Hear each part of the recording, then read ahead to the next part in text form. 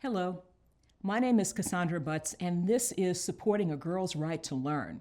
In this lesson, we will look at why it is important that women and girls have equal access to education. We'll review the adverse effects of not educating women and girls and the long-term consequences for countries that fail to do so. And we will discuss how to gain community support and implement a successful program to educate women and girls through an example I'll share. I am a lawyer who has worked in international development and diplomacy. I have spent several years focused on advancing gender equality around the world. In my work, there has been no issue of greater importance to me than the pursuit of gender equality in education.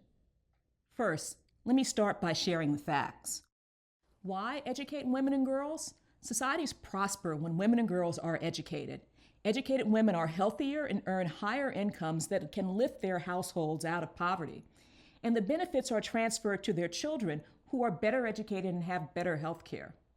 Communities and countries benefit from a more educated workforce, and increasing women's participation in the formal economy through education leads to greater economic growth.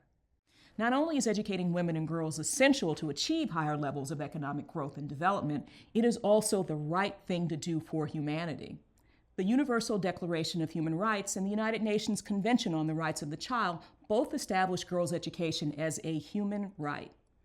Over the past decades, substantial progress has been made toward achieving gender equality in education. Girls' enrollment in education has increased at all levels. For example, Sub-Saharan Africa has experienced the greatest growth in girls' enrollment in primary education.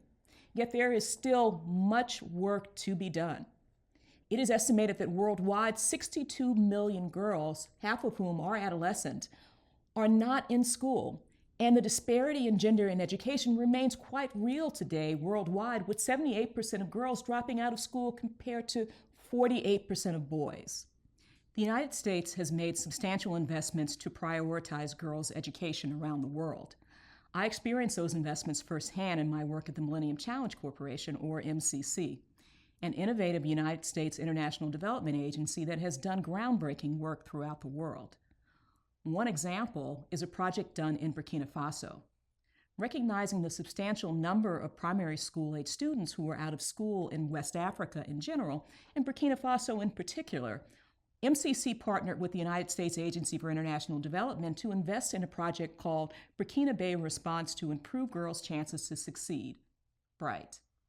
The goal of BRIGHT was to improve the quality of primary education with an emphasis on increasing access for girls.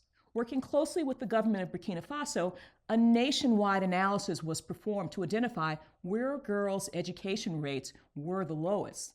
The project built 132 primary schools with classes from first grade through sixth grade in the identified provinces.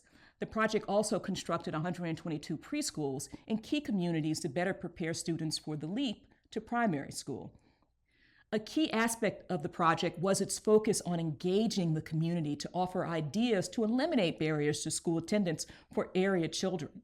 As a result, the project included a key social mobilization effort to support adult literacy and technical skills necessary to better equip parents to support their children's educational needs.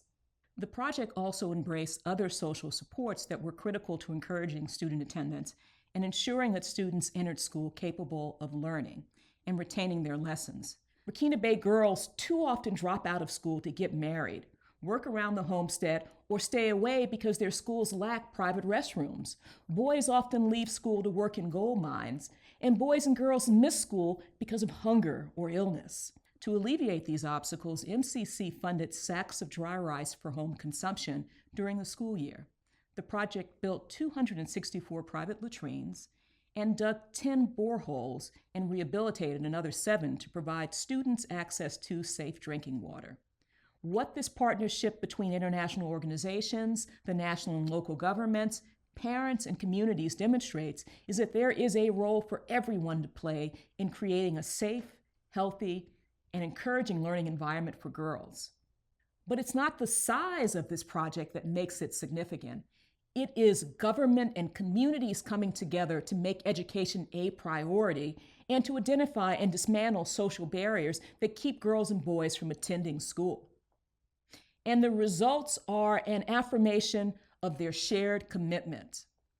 The BRIGHT project increased primary school enrollment, attendance, and completion rates for girls in 10 of the country's 45 provinces. Over a 20-year period, the Bright Schools project is expected to benefit more than 272,000 students, parents, and community leaders. The Bright project is just one example of what can be done when gender equality in education is made a priority. The point of this example is not that large sums of money are the solution to the problem. At the heart of the solution are individual stakeholders and local organizations working together within communities to identify and remove obstacles to educating girls. A perfect example of this is happening in Malawi. There, organizations are mobilizing mother groups at primary schools to monitor girls' attendance and encourage girls who have left because of pregnancy or marriage to return to school. Many of these mother groups are also producing sanitary pads and selling them to girls at reasonable prices to eliminate a real obstacle to school attendance.